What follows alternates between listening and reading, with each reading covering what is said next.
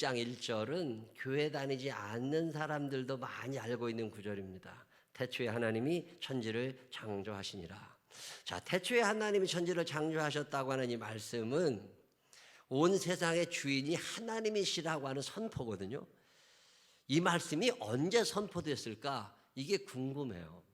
자, 성경 읽어보면 이 말씀이 처음으로 선포됐던 때는 시내산에서입니다. 하나님께서 천지를 만드신 다음에 그날 내가 오늘 천지를 만들었다 이렇게 일기를 쓰신 게 아니잖아요. 옛날부터 사실로 전해 내려오던 이야기, 이 이야기가 누군가의 입을 통해 가지고 구체화된 사건들이 성경에 기록되어 있는 건데, 그 첫 번째 사건을 우리는 시내산에서 찾습니다.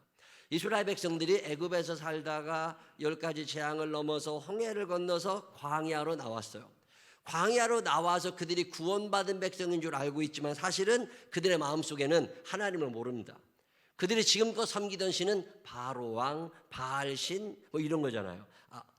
메뚜기신, 소신, 태양신 이런 온갖 우상을 섬기고 있던 이들에게 모세를 통하여 하나님이 주시는 음성은 뭐냐면, 너희를 인도해낸 신, 홍해를 가른 그 하나님은 너희가 알고 있는 그 애굽 땅에서 섬기던 온갖 우상이 아니라 천지를 지으신 여호와 하나님이시라는 거잖아요.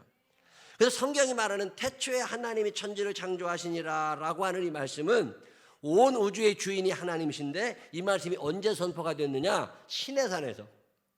너희가 섬기던 애굽의 신 이제 그거 포기해, 그건 끝이야, 이제는 내가 너희와 함께 하니까, 이런 얘기가 창세기 1장 1절.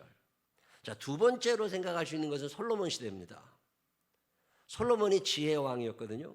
근데 이 지혜를 가지고 하나님의 영광을 드러낸 사람이 아니라 지혜를 가지고 돈벌이에 급급했던 사람이 솔로몬입니다. 세금을 너무 많이 걷어들여가지고 착취를 하기 시작한 거예요. 백성들의 삶이 너무 어려워졌습니다. 세금을 너무 많이 내다 보면 불만이 많이 생기고 강제 노동에 시달리느라고 끌려다니고 군대에 끌려가고 노역장에 끌려가고 남자들이 늘 이러고 1년씩 6개월씩 나가 있으니까 가정이 다 폐허가 일어나는 거예요. 그때 하나님을 두려워하던 예언자들이 선포했던 말씀이 태초에 하나님이 천지를 창조하시니라. 이 나라 이스라엘이라는 나라는 솔로몬 개인의 것이 아니고 솔로몬과 더불어 짝짝꿍이 되어가지고 많은 사람들을 괴롭혀대는 권력자들의 땅이 아니라 하나님의 땅이다. 그리고 그 백성들은 하나님의 사람들이다. 그러니 너희들 더 이상 우리를 괴롭히지 마라. 이 세계의 주인은 하나님이시지 솔로몬이 아니다. 이 얘기를 했던 게 역사학자들의 글이죠. 또 하나 생각할 수 있는 게 바벨론 포로 시대입니다. 이스라엘 사람들이 알고 있는 하나님은 전쟁의 신이었습니다. 만군의 여호와라는 게 그런 거거든요. 모든 군대의 왕이 여호와라는 말인데, 만군의 여호와인 줄 알았는데 이스라엘 사람들이 바벨론과의 전쟁에서 패배한 거예요. 그리고 바벨론의 포로로 끌려가 있는 사람들의 마음속에는 궁금증이 생깁니다. 자, 그러면 우리가 믿던 만군의 여호와가 죽은 거냐? 만군의 여호와는 이미 힘이 떨어진 거냐? 그때 예언자들은 이야기합니다. 너희들이 믿고 의지하는 만군의 여호와는 이스라엘만의 하나님이 아니라 바벨론도 애굽도 온 우주의 주인이 되시는 하나님이시다. 그런데 그 하나님을 너희들이 믿지 않았고 그 하나님의 뜻대로 너희가 살지 않아서 하나님이 너희를 징계하시는 거지, 이것은 하나님의 패배가 아니라 하나님의 섭리 가운데 이루어진 일이다. 그러니 너희들 앞으로 하나님 앞에 똑바로 살아야 된다. 하나님은 누구시냐? 하나님은 여전히 천지를 창조하신 그분이시다. 이 이야기를 하는 게 바벨론 포로 시대 창세기입니다. 자, 이런 이야기가 계속 이어졌으면 자, 사람들이 하나님이 주인이시구나, 하나님 말씀대로 살아야지, 이렇게 했으면 좋겠는데 전혀 그렇지 않은 거예요. 하나님은 그렇게 하세요. 우리는 내 마음대로 살아야 됩니다. 내 뜻대로, 경험대로, 알던 대로, 살던 대로 그러고 살아가다 보니까 하나님의 분노가, 요즘에 코로나를 보면서 하나님의 뜻이 여기는 반드시 있다. 우리를 향한 하나님의 뜻이 뭘까? 특별히 대한민국이라는 땅에 교회를 통해서 전파되는 코로나를 보면서 교회를 다시 세우기 원하시는 하나님을 느낄 때가 참 많이 있습니다. 종교 지도자들이 잘못돼도 한참 잘못된 경우가 너무 많고, 교회를 운영하는 장로님들이나 권사님들 이런 분들이 타락하고 세상 속에 푹 빠져 사는 사람들이 너무 많다. 예배를 드리지 말아야 될 때가 있고 예배를 드려야 될 때가 있고 뭔가 해야 될 때가 있고 하지 말아야 될 때가 있는데 그 구분조차도 하지 못하는 상황에서 이제 교회가 온갖 비난의 대상에 되어 가고 있는 이 즈음에 하나님은 한국에 있던 어떤 교회들을, 종교 지도자들을, 어떤 선교 단체들을 한 번씩 손보셔야 될 때가 되지 않았을까? 자, 이런 일들이 계속 일어나게 되면 우리는 생각을 해야 됩니다. 이 하나님의 뜻이 뭘까? 하나님이 우리에게 요구하시는 게 뭘까? 코로나를 통해서 하나님이 우리에게 요구하시는 하나님의 말씀은 뭘까? 이걸 듣고 그 말씀에 순종할 생각을 해야 되는데 이게 안 된 거예요. 바벨론 땅에 살던 사람들도 마찬가지입니다. 하나님의 뜻을 묻지 않아요. 그리고 살던 대로 살아가는 거죠. 결국 하나님이 두 손을 드십니다. 이거 안 되겠다. 그렇다고 이들을 다 죽일 수도 없고 이들을 구원해 줄 수도 없잖아요. 회개도 하지 않는 사람들은 하나님이 어떻게 천국으로 내려가세요? 하나님이 거기서 멈추십니다. 나 이제 더 이상 못해. 이제 넌 더 이상 어떻게 해줄 수 없어. 하나님의 손을 떼시는 사건이 구약의 마지막이잖아요. 자, 그렇게 하나님의 손을 떼시면서 아주 중요한 예언자들을 보내주십니다. 그 말씀이 무슨 말씀이에요? 지금은 아니지만 지금은 너희의 상태가 회개할 상태가 아니고 지금 너희의 상태가 너무 완악해서 하나님의 나라의 문을 열어줄 수는 없지만 언젠가 때가 되면 너희를 나의 나라로 데려올 수 있는 어떤 구원자가, 어떤 하나님의 선물, 어떤 구원자가 너희들에게 나타날 거다. 그리고 예언자들을 통해서 예언만 하시고 구약을 마치십니다. 태초에 하나님이 창조하신 세계는 그렇게 무너져 버린 거예요. 그리고 구약이 끝납니다. 그리고 나서 한참의 세월이 지난 후에 하나님의 뜻에 따라 온 인류를 구원하시기 위하여 이 땅에 오시는 분, 예수님이신 줄로 믿으시기를 바랍니다. 그 예수님이 땅에 오셔서 그 예수님이 시작한 새로운 이야기가 신약성경이거든요. 자, 신약성경은 마태복음으로 시작을 해요. 사복음서, 마태복음, 마가복음, 누가복음, 요한복음. 마태복음은 마태라는 제자가 쓴 설교집, 마가복음은 마가라는 제자가 쓴 예수님에 관한 설교집입니다. 마태복음, 마가복음, 누가복음, 요한복음 중에 제일 처음 써진 책은 마가복음, 제일 권위가 있다고 느껴지는 게 마가복음이에요. 자, 그러면 제가 성경을 편집하는 사람이라면 마태복음을 먼저 놓지 않고 저는 마가복음을 놓았을 것 같아요. 마가복음이 먼저 써졌으니까 큰아들 먼저, 그 다음에 둘째 마태복음, 마가복음, 마태복음 이렇게 됐을 것 같은데 신약 성경을 읽어보시면 알지만 마태복음이 먼저 와 있습니다. 저는 이게 참 궁금해요. 여기에는 어떤 하나님의 뜻이지 않을까? 마가복음을 먼저 놓지 않고 마태복음을 먼저 놓은 데는 하나님의 뜻이지 않을까? 그 여러 가지 뜻이 있지만 그 중에 하나가 마태복음 1장 1절입니다. 아브라함과 다윗의 자손 예수 그리스도의 계보라. 쉬운 성경은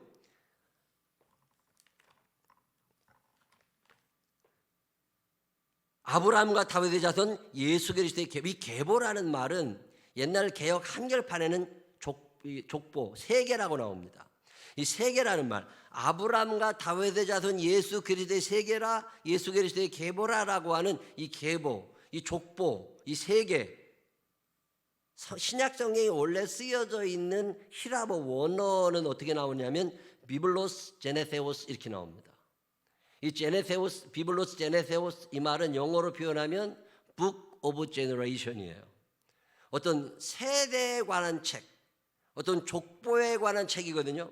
이 generation이라고 하는 영어 단어와 히라보 제네세오스라고 하는 단어의 기원은 히브리 말 제니시스에서 나옵니다. 이 제니시스라고 하는 말은 기원, 창조 이런 뜻이거든요. 자, 그러면 이게 무슨 얘기가 되느냐면 아브라함과 다윗의 자손 예수 그리스도의 세계라, 예수 그리스도의 계보라 이 말은 다른 말로 표현하면 예수 그리스도의 창조라 이 말이에요. 자, 창세기 1장 1절 태초에 하나님이 천지를 창조하시니라. 하나님께서 만들어 놓으신 세계가, 그 아름다웠던 세계가 마귀와 인간의 합작에 의하여 무너져 내려버린 거죠. 이제 하나님은 새로운 창조를 하셔야 되는 거예요. 이게 리모델링 해서 될 일이 아니에요. 수선하고 부품 교환해서 될 일이 아니라 어떤 케이스를 갈아서 될 일이 아니라 근본적인 새로운 창조가 이루어져야 되는데 이 창조를 하러 오신 분이 누구시냐? 아브라함과 다윗의 자손이신 예수님이시고 그분을 통하여 새롭게 창조되는 새로운 세상의 이야기, 그 이야기가 시작될 거라는 게 마태복음 1장 1절이에요. 자, 마가복음 1장 1절도 비슷한 얘기입니다. 하나님의 아들 예수 그리스도 복음의 시작이라, 이 말을 쉬운 성경은 이렇게 말합니다. 하나님의 아들이신 예수 그리스도의 복음은 이렇게 시작되었습니다. 하나님의 아들이신 예수 그리스도의 창조 이야기는 이렇게 시작되어 가고 있습니다. 마가복음을 읽어보셨어요? 자, 성경 읽으실 때 단어를 읽으시는 분이 있고 한 절을 읽으시는 분이 있고 한 장을 읽으시는 분이 있습니다. 수준 차이가 나죠. 받는 은혜가 다릅니다. 자, 그러면 장과 장을 연결해서 읽어보신 적 있으세요? 마가복음을 통으로 단어 하나하나를 다 알고 구절 하나하나를 다 알고 장마다 다 알고 그리고 이걸 통으로 16장까지를 연결해서 읽어보신 적 있어요? 자, 오늘 조금 어렵긴 하지만 제가 한번 읽어볼게요. 마가복음 1장에서 예수님께서는 세례 요한에게 세례를 받으시고 그리고 나서 제40일을 금식하신 후에 제자를 모으십니다. 한 4-5명 정도의 제자를 모으신 후에 회당에서 가르치시고 병든 자를 고치시고 귀신을 쫓아내는 일로 마가복음 1장이 끝납니다. 자, 예수님의 새로운 창조가 이제 시작이 되어 가는 거죠. 마가복음 2장에서 예수님께서 중풍병 걸린 사람의 병을 고쳐주시면서 그의 죄를 사해 주십니다. 이제 너 죄사함 받았어? 라고 하는 순간 예수님의 창조를 거절하고 싶은 사람들이 나타나기 시작합니다. 서기관들이 달려들기 시작하죠. 누가 죄를 없앨 수 있느냐? 이건 안 되는 거다. 그리고 예수님을 비난하기 시작합니다. 마가복음 2장의 특이한 본문 하나가 예수님의 제자 마태를 뽑는 이야기예요. 마가복음에는 알페오의 아들 레위라고 이름이 나옵니다. 예수님의 제자들은 대개 어부들이었어요. 베드로, 안드레, 야고보, 요한. 예수님의 제자들을 예수님께서 선택하시는 이야기가 성경에 자세히 나오느냐면 그렇지 않습니다. 어떤 사람은 어떻게 뽑혔는지 우리가 알지도 못합니다. 대부분은 나오지 않아요. 근데 복음서에 가장 집중적으로 표현되는 사람이 마태라는 거 아세요? 예수님의 제자 중에 마태가 예수님의 제자가 된 이야기는 복음서가 굉장히 열광적으로 소개를 하고 있습니다. 왜 그런 줄 아세요? 그 당시에 마태가 예수님의 제자가 된다는 건 충격적인 사건입니다. 마태의 직업은 세리입니다. 로마의 앞잡이가 되어서 로마 사람들에게 세금을 바치던 사람, 그게 마태예요. 일본 시대에 일본 놈 앞잡이가 돼가지고 우리나라 사람들의 돈을 걷어서 일본에 바치던 사람이 독립군이 된 거예요. 그게 마태입니다. 세리 마태가 예수님의 제자가 된다? 이건 상상도 하지 못한 일입니다. 여러분의 베드로, 여러분의 안드레, 여러분이 야고보나 요한일 경우에 우리 그룹에 여러분 세리 마태가 들어오는 것에 대해서 환영했겠습니까? 메시지 성경 마가복음 2장 15절로 16절은 이렇게 표현합니다. 나중에 예수와 그 제자들이 평판이 좋지 않은 무리와 함께 집에서 저녁을 먹고 있었다. 자, 여기에 레위가 들어간 거예요. 레위가 들어가기 전에는, 마태라고 하는 사람이 들어가기 전에는 이런 말이 안 나왔어요. 그냥 베드로, 안드레, 야고보, 요한이 있을 때는 이런 얘기 안 들었습니다. 근데 마태가 제자의 그룹에 들어오니까 평판이 좋지 않은 무리와 함께 집에서 저녁을 먹고 있었다. 보기에는 아닐 것 같지만 그들 가운데 적지 않은 사람들이 이미 그분을 따르고 있었다. 평판이 좋지 않은 사람들이.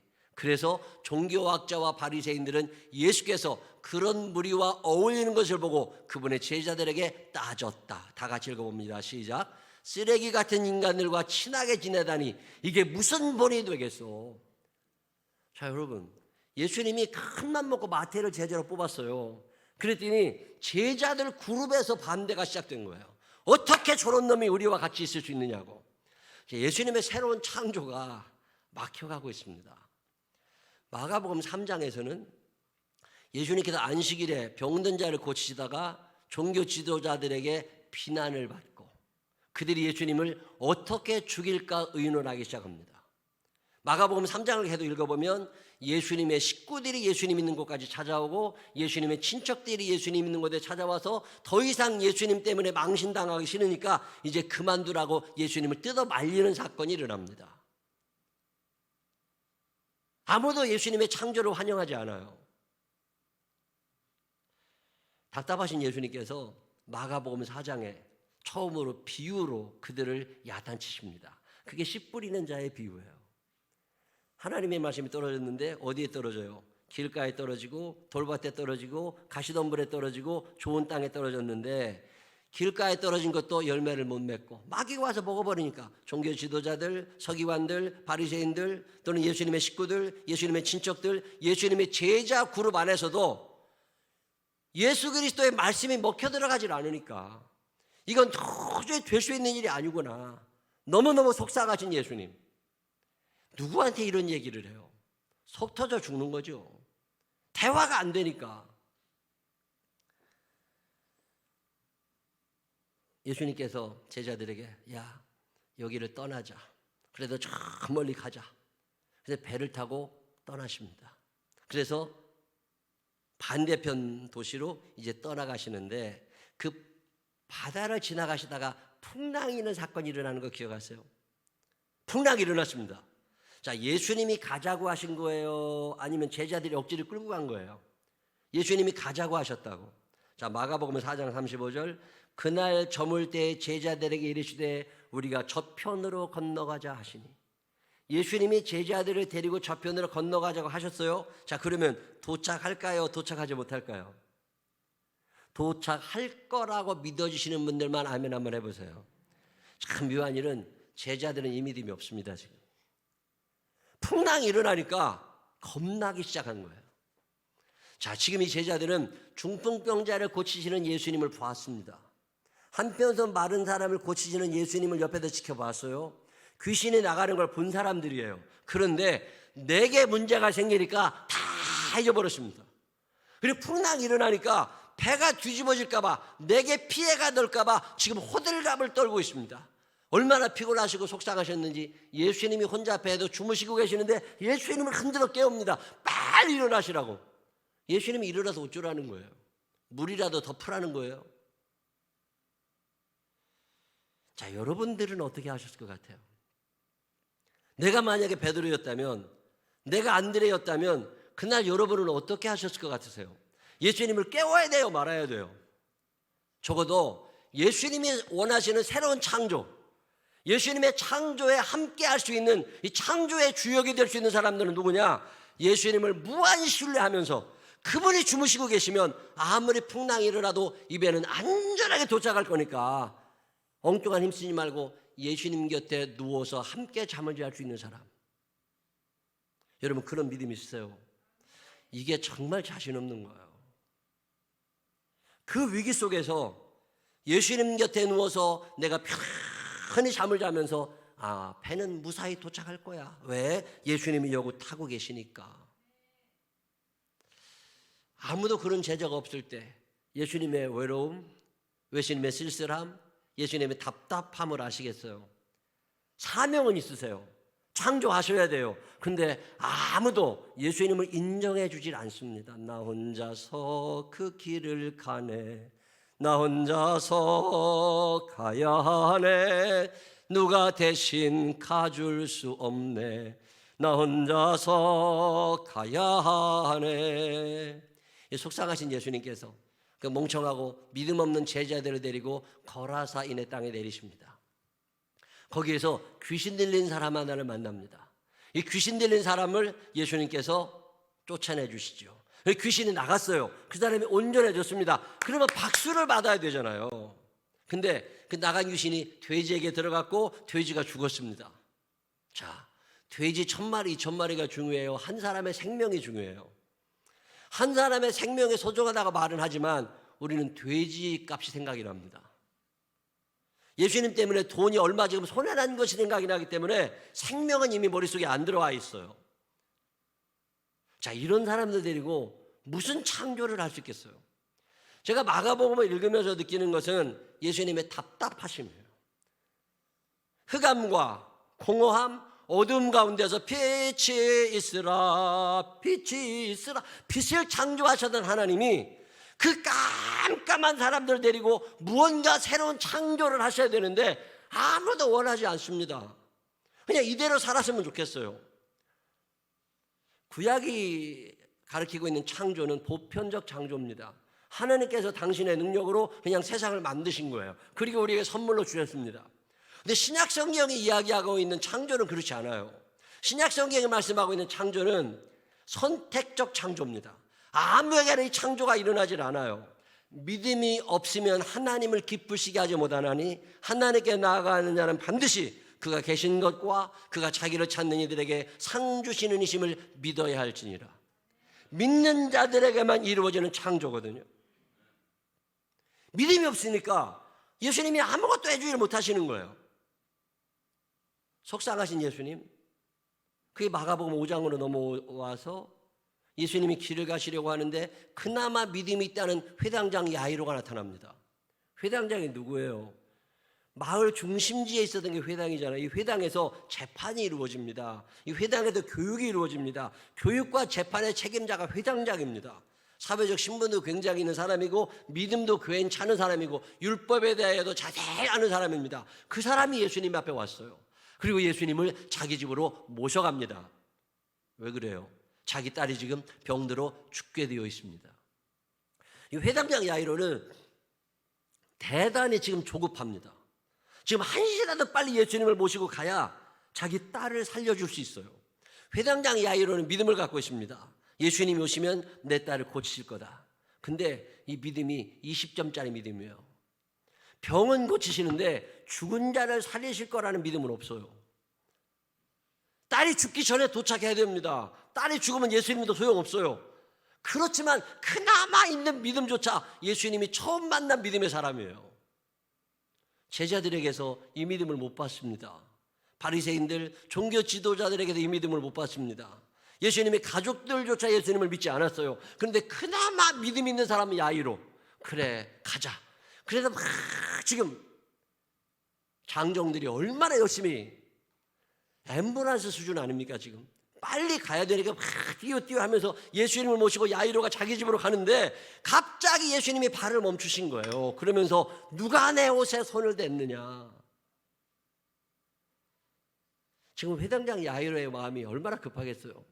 우리나라도 앰뷸런스 앞을 막았다가 택시 운전사 소송 일어나고 그러잖아요. 지금 회당장 야이로의 심장이 붙었다 떨어졌다 할 판입니다.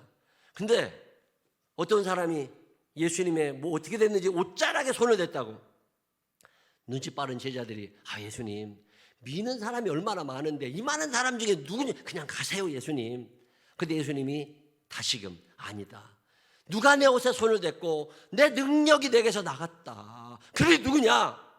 자, 여러분, 이 말씀을 하시는 예수님의 표정을 여러분 어떻게 생각하세요?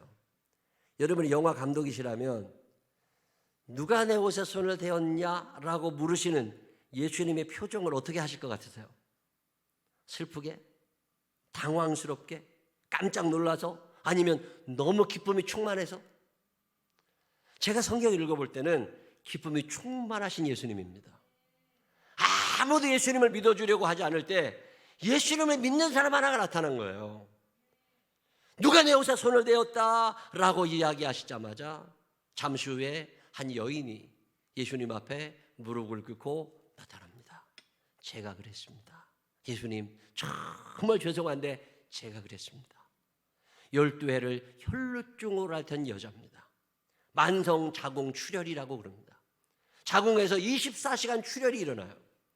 자, 지금은 우리가 그런 개념이 없지만 구약시대, 신약시대 초기에 부정하다고 하는 건 굉장히 큰 의미가 있습니다. 부정한 여인, 문둥병자나 똑같은 거예요. 사람 곁에 올 수 있는 사람이 아닙니다. 이 사람이 사람 곁에 오면 돌을 던져 죽여도 되는 사람이에요. 적어도 문둥병자나 혈루병 앓는 여인이 사람들 앞에 나왔을 때는 목숨을 걸고 나오는 거예요. 자, 이 여자가 누군지는 모르지만 이 여자는 적어도 믿음을 가지고 있습니다. 세례를 받을 때 이는 내 사랑하는 아들이요 내 기뻐하는 자라, 하나님께로부터 내려오신 어떤 선지자, 구약 성경이 거의 끝나갈 즈음에 하나님의 창조를 무너뜨리는 사람들 속에 예언자가 나타났고 우리를 구원할 구원자가 언젠간 오신다고 했는데 그 구원자가 오셨음이 믿어진 여자, 그 구원자를 내가 만나면 그분으로 인하여 나의 삶의 변화가 일어날 걸 확신한 여자, 중풍병자를 고치셨다더라, 귀신 들린 사람들의 귀신을 쫓아내 주셨다더라, 한편선 마른 사람을 고쳐주셨다더라, 이 어마어마한 이야기를 들을 때마다 뛰는 가슴으로 그분을 만나기를 원했던 여자가 12회를 혈루증을 앓던 여인. 이 여인은 적어도 예수님의 발길을 멈추고 싶고 그분 앞에 나가 안수기도를 받고 싶었을 수도 있습니다. 그런데 회당장 야이로는 이게 가능해요. 근데 12회를 혈루증을 앓던 여인은 사람들 앞에 갈 수 있는 사람이 아닙니다. 그래서 용기를 내는 거잖아요. 장정들이 막 빨리 가는데 앰뷸런스를 어떻게 따라갑니까, 일반 사람이. 거기다가 12회를 혈루증을 앓았으면 온몸에 피가 다 쏟아져 내려가고 먹기는 제대로 먹었겠어요. 얼굴이 창백하고 기운이 하나도 없고 다 죽어가는 여자가 막 자기의 힘을 다 내가지고 예수님 앞에 나와서 옷자락이라도 손을 대고 싶었던 이 여인의 믿음, 이 믿음과 예수님의 능력이 만나는 순간이 이 순간이에요. 이 믿음과 예수님의 능력이 만날 때 거기에 새로운 창조가 시작이 되는 거죠. 혈루근원이 마르기 시작한 거예요. 혈루근원이 마르고 이 여인이 자기 몸의 병이 고쳐졌다는 걸 깨닫게 되는 순간 예수님의 이야기가 또 들립니다. 따라 평안히 가라. 내 병에서 놓여 건강할지어다. 이 약속이 여러분에게도 이루어질 줄로 믿으시기를 바랍니다. 아브라함과 다윗의 자손 예수 그리스도를 통하여 시작된 새로운 창조의 이야기, 이 새로운 창조는 모든 이에게 이루어지는 게 아닙니다. 무한 신뢰, 예수님을 전적으로 믿어드리면서 주님이 하시는 일입니까? 틀림없습니다. 주님이 허락하신 일입니까? 틀림없습니다. 나는 당신을 100% 신뢰합니다. 이 믿음을 가진 사람들에게 이루어지는 것이 창조라는 거예요. 고린도후서 5장 17절, 그런즉 누구든지 그리스도 안에 있으면 새로운 피조물이라. 이전 것은 지나갔으니 보라 새 것이 되었도다. 새로운 피조물이에요. 전혀 새로운 물건이죠. 내부 수리한 게 아니에요. 케이스만 바꾼 게 아니에요. 사람 자체가 달라져 버린 거예요. 자, 에베소서 4장 21절 공동번역은 이렇게 해요. 그리스도 예수 안에는 진리가 있을 따름인데 여러분이 그의 가르침을 그대로 듣고 배웠다면 옛 생활을 청산하고 정욕에 말려들어 썩어져가는 낡은 인간성을 벗어버리고 마음과 생각이 새롭게 돼요. 청산하고 벗어버리고 새롭게 돼요. 하느님의 형상대로 창조된 새 사람으로 갈아입어야 합니다. 새 사람은 올바르고 거룩한 진리의 생활을 하는 사람입니다. 거룩함과 욕심은 같이 가는 게 아니에요. 거룩함과 욕심은 절대로 같이 갈 수 없습니다. 바벨론 포로 시대 이후에도 사람들의 마음속에는 욕심이 여전히 남아 내 뜻대로 해야 되고 내 경험대로 해야 되고 내 지식대로 해야 되고 살던 대로 살아야 되고 남들이 뭐 하자는 대로 해야 되고 하나님의 뜻에서 멀어진 거예요. 새로운 창조가 불가능합니다. 그때 예수님이 오셔서 우리에게 요구하시는 게 믿음이죠. 오직 믿음, 믿음으로 두려움 없으리. 오직 믿음. 풍랑이는 바다에서 제자들이 믿음이 없으니까 두려워하는 거예요.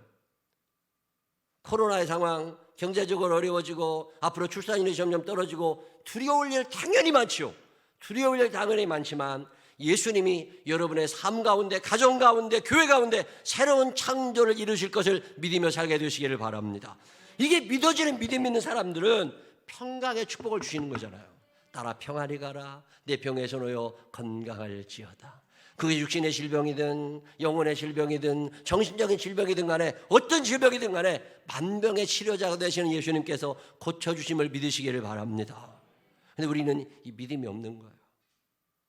그러니까 여전히 예수 그리스도로 말미암은 새로운 창조를 경험하지를 못합니다. 그런즉 누구든지 그리스도 안에 있으면 새로운 피조물이에요. 자, 구약의 창조가 보편적 창조입니다. 다 빛을 받았어요. 다 태양빛 아래 삽니다. 다 바닷물을 봅니다.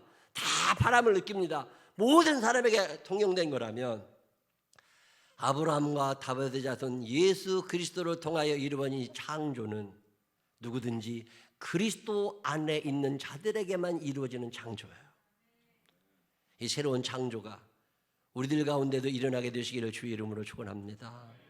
12해를 혈루증으로 앓는 여인처럼 불안하고 두렵고 미래가 답답한 사람들 우리에게도 있습니다. 오늘 고통 가운데 있는 사람들도 있습니다. 이분들에게 필요한 게 있다면 자기의 목숨을 걸고라도 예수님 앞에 나아갈 수 있는 믿음이라는 거예요.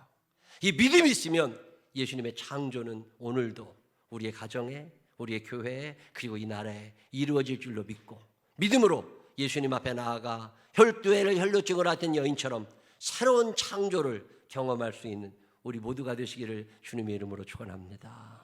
기도하십시다. 하나님 아버지, 믿는 것 같은데 두려움은 여전히 있고, 믿는 것 같은데 여전히 절망스럽고, 믿는 것 같은데 여전히 과거의 옷을 벗어본지를 못합니다. 새로운 피조물이 되지를 못하고 있습니다. 전능하신 아버지 하나님, 12해를 혈루증 같은 여인을 닮고 싶습니다. 그만한 믿음 내게도 허락하여 주시어서 그 기적이 내게도 일어나게 하여 주시옵시고, 하나님께 두시는 의와 평강과 희락의 삶이 나의 삶을 채우게 하여 주옵소서. 예수 그리스도로 말미암은 새로운 창조의 이야기가 내게도 이루어지게 하여 주옵소서. 예수님 거룩하신 이름으로 기도드렸습니다. 아멘.